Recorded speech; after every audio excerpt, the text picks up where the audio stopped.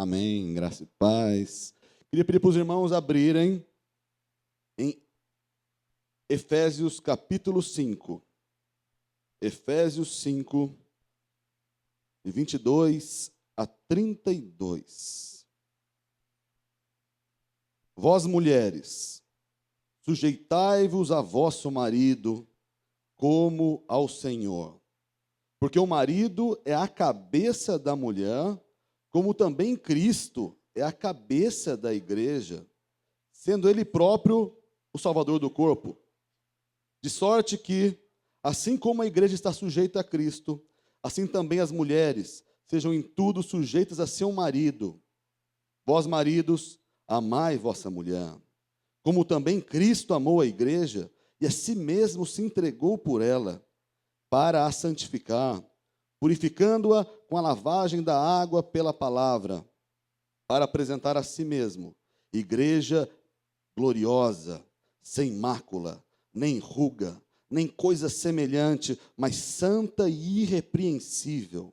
Assim devem os maridos amar a sua própria mulher, como a seu próprio corpo. Quem ama a sua mulher, ama-se a si mesmo. Porque ninguém aborreceu a sua própria carne, antes a alimenta e sustenta, como também o Senhor a igreja, que somos membros do seu corpo. Por isso, deixará o homem, seu pai e sua mãe, e unir-se-á à sua mulher, e serão dois numa só carne. Grande é esse mistério. Digo-o, porém, a respeito de Cristo e da igreja. Amém, queridos? O assunto de hoje é: a união com Cristo é muito mais do que esse mundo pode oferecer. Estamos vivendo os momentos apocalípticos, finais dos tempos, isso eu não tenho dúvida disso. Não só pelos eventos que têm ocorrido, pestes, terremotos, mas a palavra de Deus diz também que nos últimos tempos se casarão e se darão em casamento. Vivemos uma fase de bastantes casamentos no nosso meio. Inclusive, cadê o irmão Saad? Cadê, não veio hoje? Saad não está aqui hoje. Só pelo vídeo depois, eu mando um recado para ele. Só pelo casamento do Saad é algo quase apocalíptico, porque poucas pessoas acreditavam que isso chegaria. Mistérios. Mas vivemos inúmeros casamentos aí, além do Dani, do Julião. Dá um tchauzinho, Julião. Oh, maravilha. Bênção demais. O Davi, o Esqui, a Laura e a Camila e etc. A galerinha está casando. Casamento é muito importante. Depois da entrega da sua vida a Deus, é a decisão mais importante que você tem. Viu, Joe? Mais importante porque é definitiva. Você não tem uma segunda bala. É essa só. A Bíblia não poderia deixar de tratar desse assunto. E é interessante que a palavra que mais aparece na Bíblia é a palavra por quê? Porque Deus amou o mundo, porque para nós há um só Deus, todavia. Por quê? Mas por quê? O que tem a ver por quê? Porque é a palavra que traz resposta. A Bíblia é um livro de resposta. Resposta de quem somos, do que vivemos, de quem é Deus, que Deus fez por nós. Uma carta de amor de Deus para nós. Um livro de explicações. E ele, como não poderia deixar de ser, trata do casamento. Na verdade, o ápice, o ponto mais alto do amor humano entre duas pessoas, quando se tornam uma só carne, é no casamento. Tanto que a gente vê as novelas, inclusive vai terminar uma novela essa semana. Não acompanhem novela, inclusive, irmãos, isso não é de Deus, só lixo. Mas quando no final da novela, sempre tem um monte de casamento. Ah, que coisa linda, todo mundo foi feliz para sempre. Os filmes, quando tem um mocinho e a mocinha, o final deles termina em casamento. Coisa mais linda. Isso, entende-se que o amor somente é completo na vida de uma pessoa quando ela se casa. Na verdade, essa ideia de que o amor completa somente os casados tem invadido a igreja.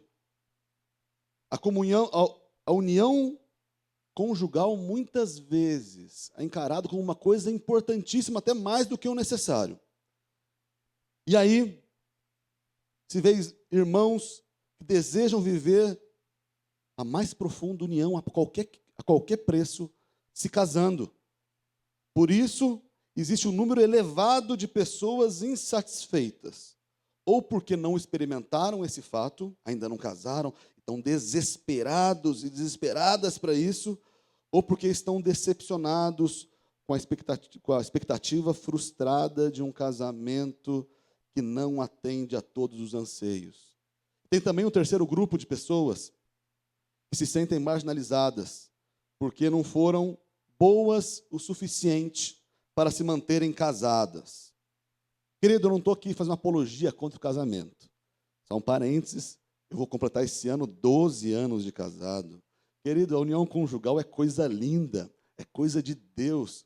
Te amo, querida. Minha esposa daqui a pouco vai parir o nosso segundo filho, João Pedro, chegando aí. Coisa linda. Eu sou extremamente grato ao Senhor pela misericórdia dele que me susteve até aqui. Aleluia. Mas quero dizer para vocês que o casamento não existe, os chamados casamentos facebookianos, que eu chamo aqui. Porque no Facebook é só coisa linda, né? Você vê, às vezes, o casal quebrando o pau. Aí você vê, horas depois, os dois num selfiezinho, lindos, amo você. Peraí, acabei de conversar, a pessoa estava destruído aqui.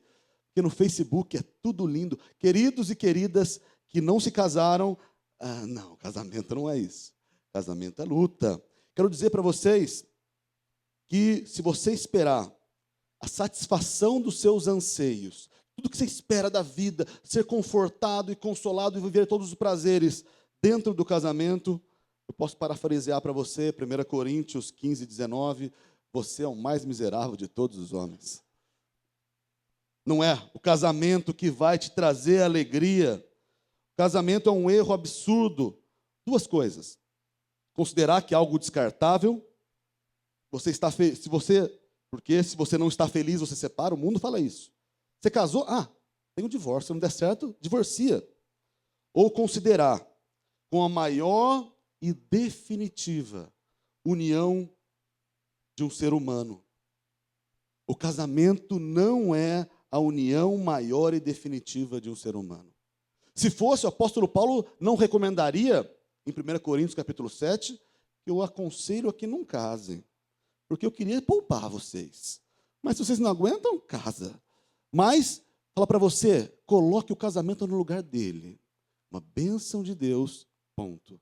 Mas existe uma união muito mais profunda, que isso eu quero que todo mundo tenha em nome de Jesus. Não é uma coisa nem outra. Não deve ser encarado o casamento como uma coisa volátil. Hoje eu estou bem e amanhã não estou. A palavra de Deus diz que o casamento até que a morte o separe.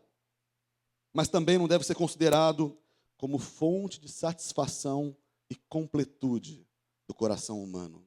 Casamento, irmão e irmã, não vai satisfazer o seu coração. Diga amém quem é casado.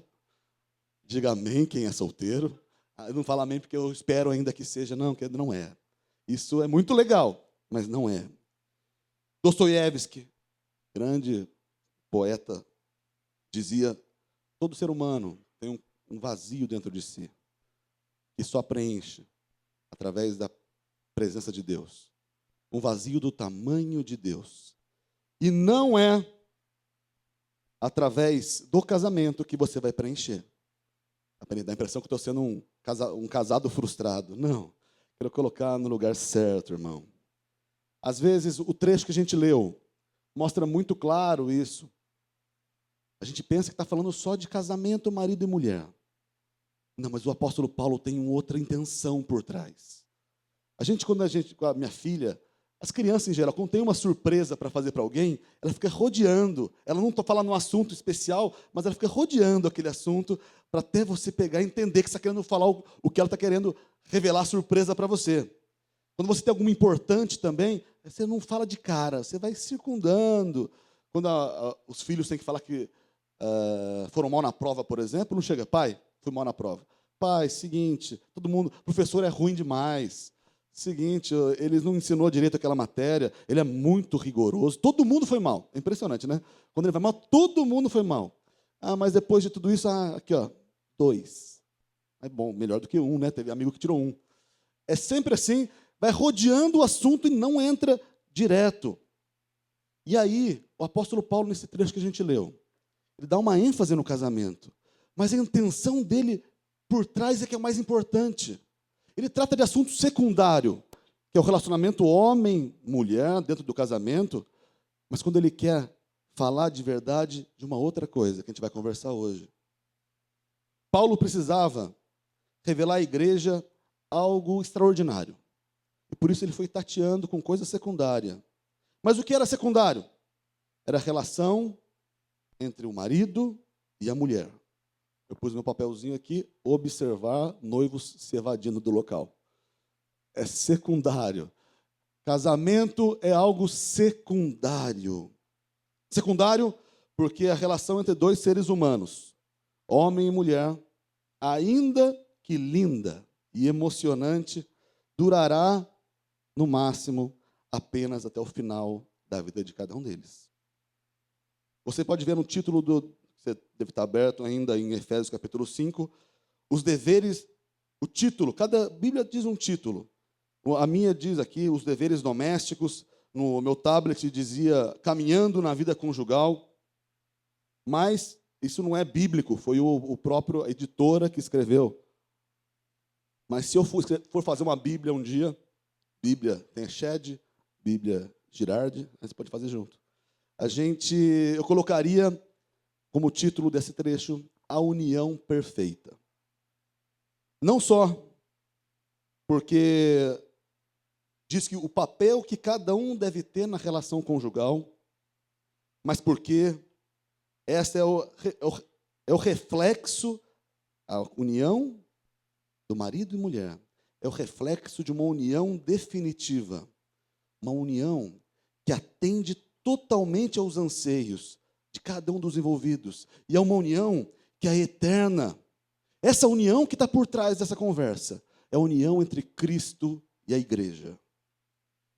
Portanto, irmãos, a todos, os casados, noivos, namorados, divorciados, solteiros, por opção própria ou por opção alheia, não é o casamento que vai trazer solução a todas as suas necessidades, mas apenas a união com Cristo pode fazer isso.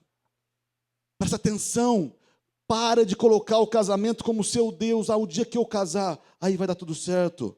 Precisamos deixar muito claro, porque senão a gente vai ter sempre no nosso meio cônjuges insatisfeitos, cujos maridos e as mulheres não atendem às expectativas, que não atendem mesmo. Você espera muita coisa, viu, mulherada? Viu, homarada? Você espera muito e seu marido não é Deus para satisfazer o seu coração. E também gera muitos jovens ansiosos, que crê que somente a sua vida, o início da sua vida, está condicionado a quando se casarem. Mas quando eu casar, aí vai ser diferente. Não, querido. A abundância da vida não está condicionada ao casamento. Não.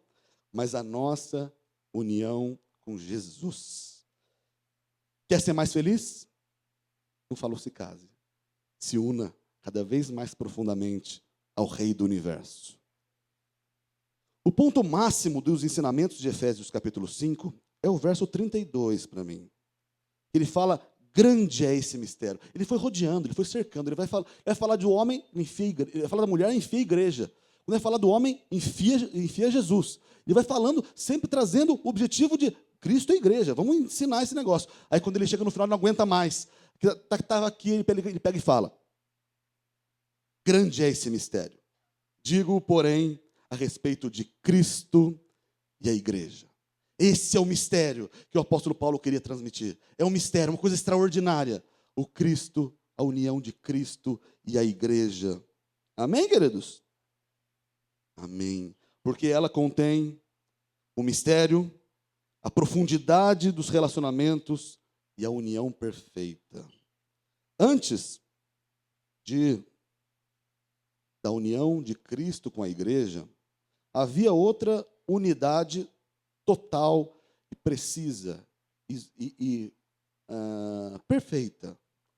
Essa unidade era tão harmônica, que os seus membros se misturam e se confundem. Eles são alguns, mas parece que ser um só. Não, Nicolas, não é queijo e goiabada, nem Batman e Robin. Não, aqueles que eram tão próximos, tão unidos, que eles eram tão uns, que nós costumamos chamar de Trindade. Deus Pai, Deus Filho e Deus Espírito Santo. Eu queria pedir para os irmãos abrirem em João capítulo 17. Uma frase fantástica. João 17. Olha o que ele fala. Jesus, antes de morrer, ele pega e fala essa frase. Está orando, ele pega e fala essa frase. João 17, 21. Para que todos sejam um. Como tu, ó Pai, o és em mim e eu em ti. Uma pausa. Jesus e Deus eram um. Sempre foram um. Que também eles, nós, os que cremos, sejam um em nós, para que o mundo creia que tu me enviaste. Para que o quê? Repetindo, eles, nós, sejamos um nele. Para que eles, a igreja, seja um em nós. Na unidade perfeita, Deus quis enxertar a igreja nela. O Bruno, meu irmão, diz que em Jesus, a trindade perfeita de Deus, Pai e Espírito Santo, maravilhoso, Deus Criador, a trindade foi quebrada para que a igreja pudesse ser um com eles. É perfeitamente no momento da quebra da trindade. Jesus, quando vai morrer, é o momento de que quebra-se a trindade, que Jesus para de ter momentaneamente contato com o Pai. Tanto que na cruz ele grita, Deus meu, por que me desamparaste? Naquele momento que Jesus, ele diz lá em João capítulo 12, verso 32, e eu, quando for levantado da terra, todos atrairei a mim. Todos atrairei a mim. Você, meu irmão, na morte de Jesus, você era um só com Ele. E naquele momento, para que você pudesse fazer parte do time de Deus, Jesus precisou, momentaneamente, quebrar sua relação com o Pai. Profundo isso, hein? Assim, como nós estávamos também em Cristo na morte, unidos na sua morte, continuamos também unidos com Ele na sua ressurreição. Você foi uma só carne na morte de Jesus. Você crê nisso? Diga amém. E você também era um só na ressurreição dele. Eu queria abrir um texto rapidinho também, em Romanos capítulo 6, verso 3 a 6. Diz assim, querendo falar que Deus quer ser um com você, irmão. Essa é a unidade mais importante que existe, de você, fazendo parte da igreja, ser um com Cristo. E diz assim, Romanos capítulo 6, a partir do verso 3. Ou não sabeis que todos quantos fomos batizados em Cristo, fomos batizados na sua morte? De sorte que fomos batizados com Ele pelo batismo na morte, para que como Cristo ressuscitou dos mortos, pela glória do Pai, assim andemos nós também em novidade de vida. Porque se fomos plantados juntamente na semelhança da sua morte, também o seremos da sua ressurreição. Sabendo isso, que o nosso velho homem foi com ele crucificado, para que o corpo do pecado seja desfeito, a fim de que não mais sirvamos ao pecado. Amém? Através da morte e ressurreição de Jesus, nós passamos a ter acesso à unidade perfeita com Deus. E é por meio dessa união que temos tudo da união com Deus, tudo o que se pode esperar de um relacionamento satisfatório. A união conjugal é legal, mas é infinitamente menor e secundária. O que se espera, enquanto qualidade, de uma pessoa com quem se está relacionando? Quais as características, irmãos, de um par ideal?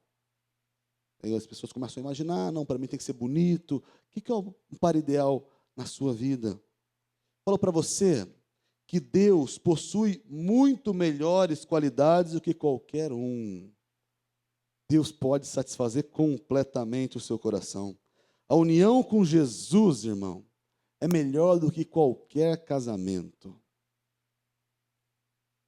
Uma coisa que a gente aprendeu hoje cedo, você falou, pastor Eros, falando na ceia, sobre uma coisa que a gente espera dos jovenzinhos. Julinho, próximo casamento, não, acho que eu estudei antes, em julho, é que as pessoas honrem, cumpram a sua palavra, não é? Falou que a pessoa tem que ir até o final. E como é lindo, no começo do casamento, na hora do casamento, o marido, o noivo, pega o microfone e começa com aquela voz impoluta, falar as maravilhas, as promessas que ele vai estar junto até o final, passa dificuldade, seja enfermidade ou saúde, seja pobreza ou riqueza, vou estar até o final, o marido promete tudo. E a mulher também. Mas o tempo passa. Aquelas promessas vão ficando para trás. E vai esquecendo. E o dia a dia vai sufocando.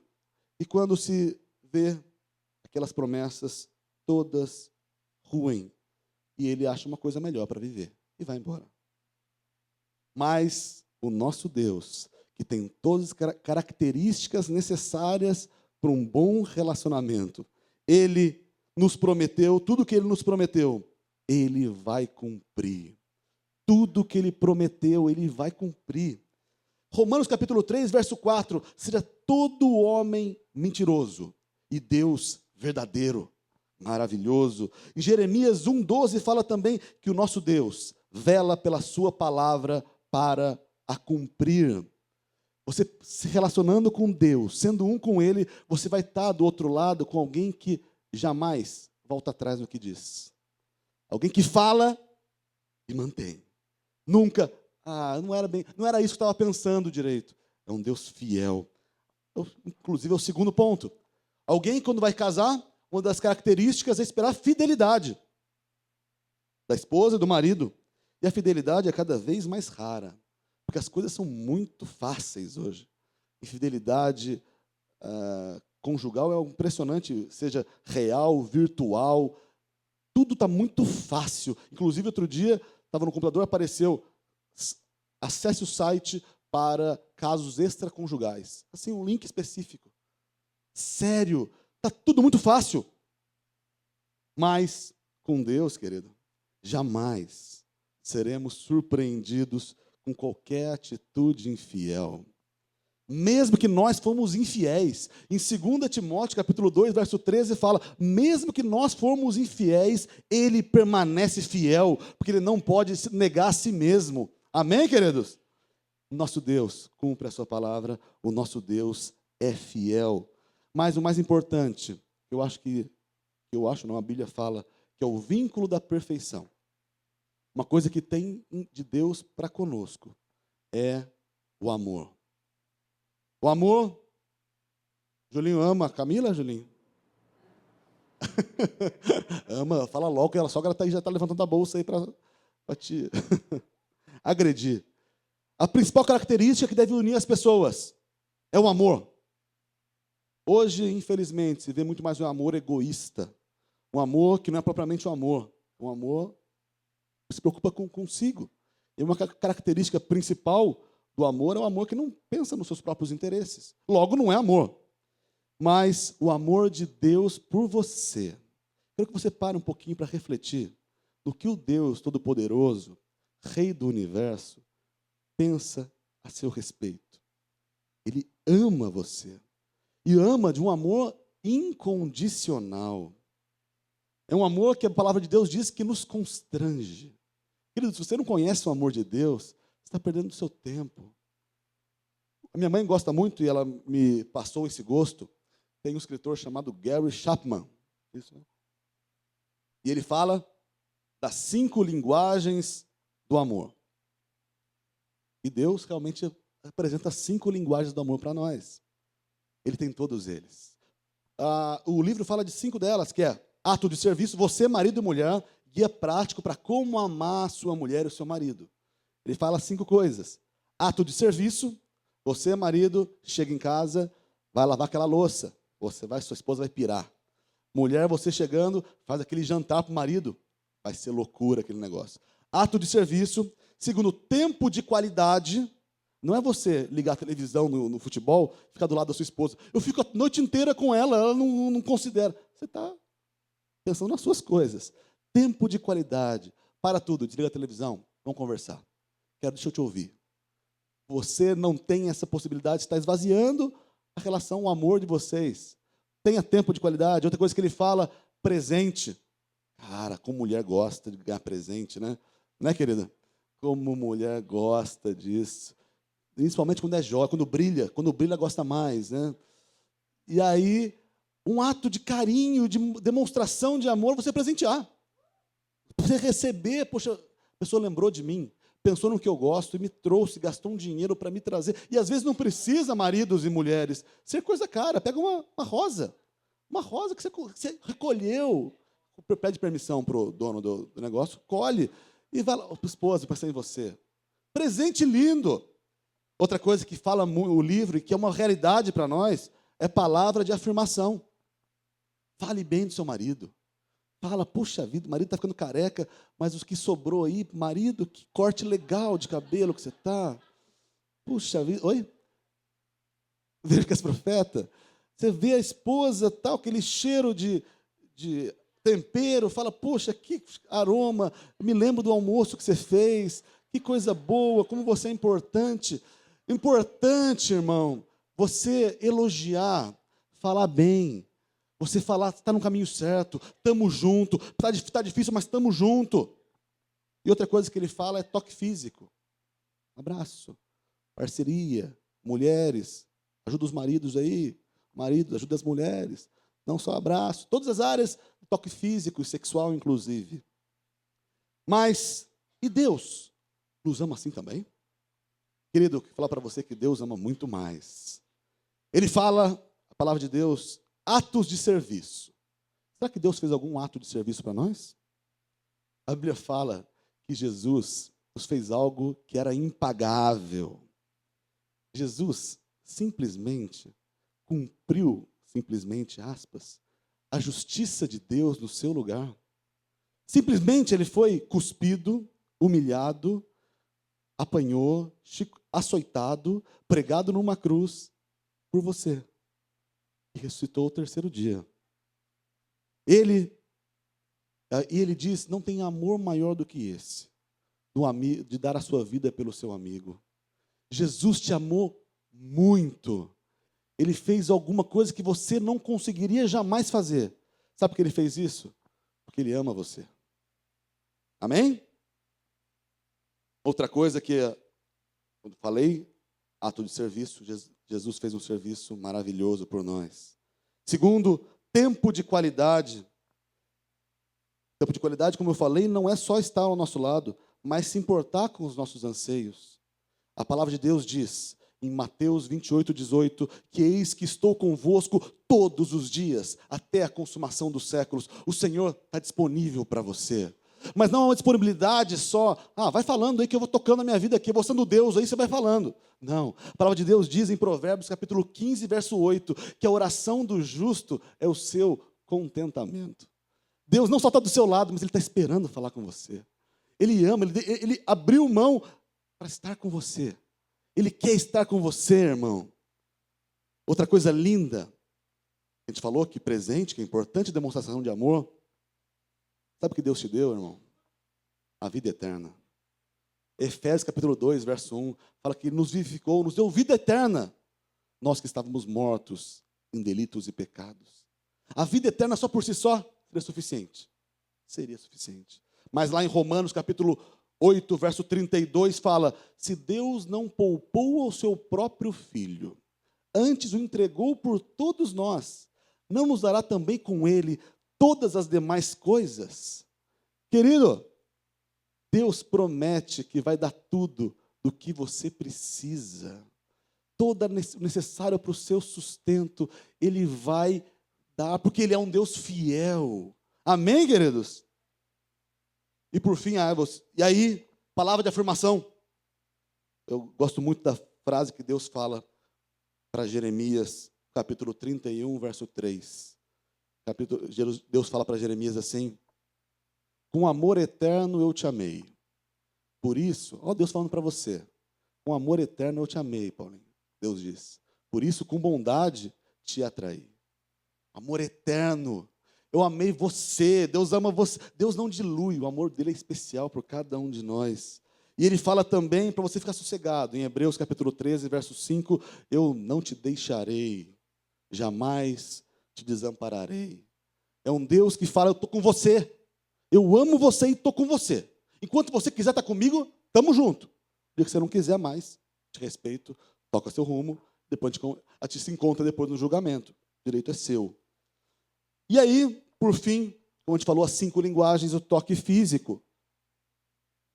Como regra, Deus não aparece pessoalmente, corporalmente, para nos dar um abraço. Alguém já recebeu um abraço de Deus? Jesus apareceu e abraçou? Mas eu tenho certeza que muitos de nós já fomos tocados pelo Espírito Santo de Deus. Fomos tocados na hora, naquele momento daquela dor que a gente não conseguia explicar. O Senhor pegou e nos toca. E como consolador que vem na nossa vida e fala, estou aqui, em paz. Sossega, descansa, eu estou aqui. Isso, o toque do Espírito Santo na nossa vida é algo tremendo. E a gente não pode dizer que não é um ato de amor de Deus por cada um de nós.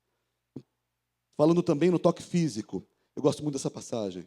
1 Coríntios, não precisa abrir não, eu leio. 1 Coríntios 6, 13, diz assim, os manjares são para o corpo, para o ventre, e o ventre para os manjares. Deus, porém, aniquilará tanto um quanto o outro.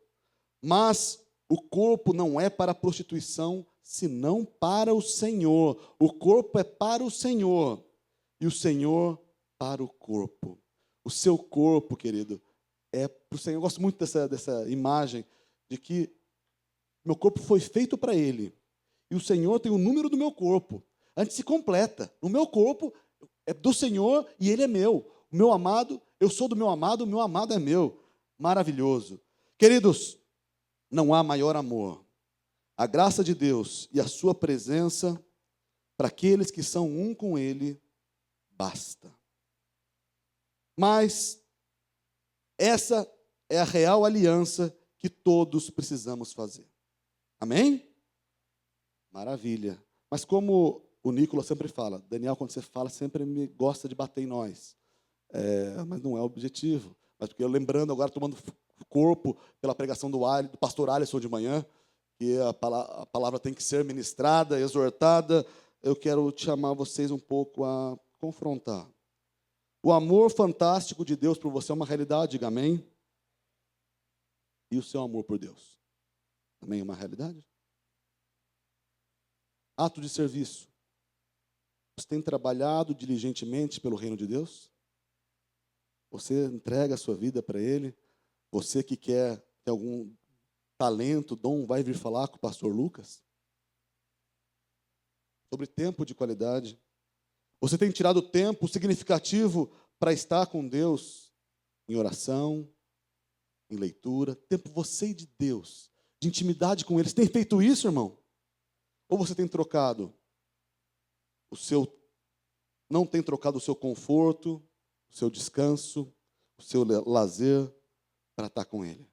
Tem preferido as suas coisas? Como está o tempo de qualidade seu com Deus?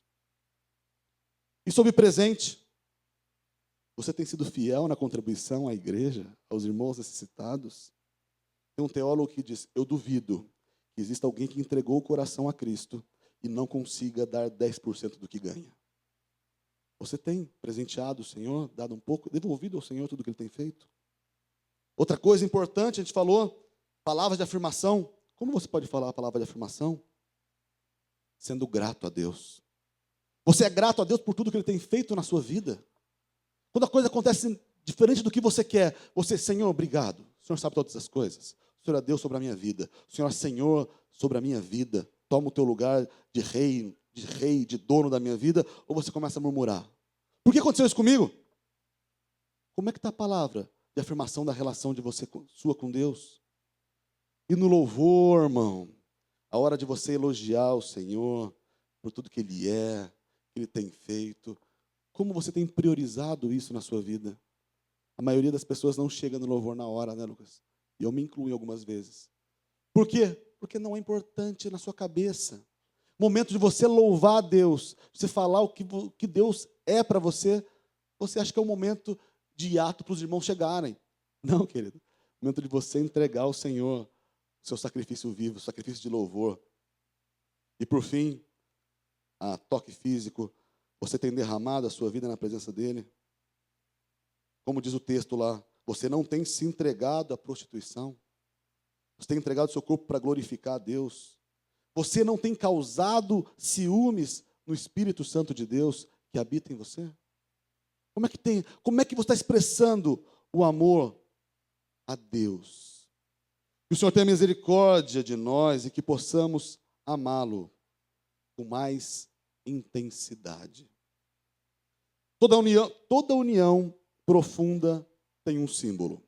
Você vê quando Deus destruiu a terra pelo dilúvio, Ele manda um arco-íris. Esse é o símbolo da minha aliança com vocês, homem. Quando Ele vai fazer uma aliança com Abraão, Ele fala, vou circuncida todo macho no 8º dia. É um símbolo. Aí a gente vê numa relação do casamento. O marido dá uma aliança para a mulher e a mulher dá uma aliança para o marido. E na relação, na união entre Cristo e a igreja, sabe o que Ele te concede para falar para todo mundo que você é dele? Lá em Efésios, capítulo 1, verso 13. Vamos abrir, esse é o último. Efésios 1, 13. Ele fala o que Ele te dá para Ele demonstrar que você é dele. Para demonstrar que você, para todo mundo saber, que você é um com Ele. Que é o sinal da aliança que Ele tem.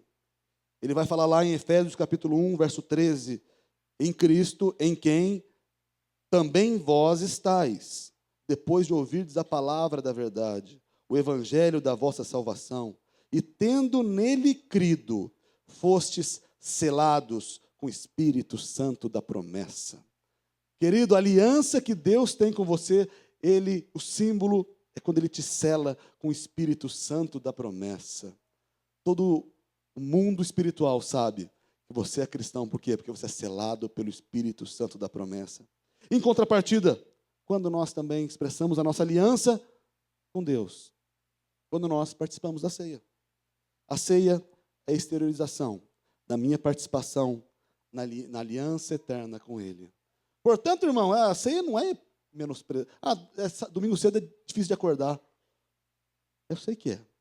Mas é essencial para você confirmar e mostrar para todo mundo, seja visível ou seja invisível, que você tem uma aliança, que você pertence à igreja de Deus, que Ele é Senhor da sua vida, que Ele é o dono seu.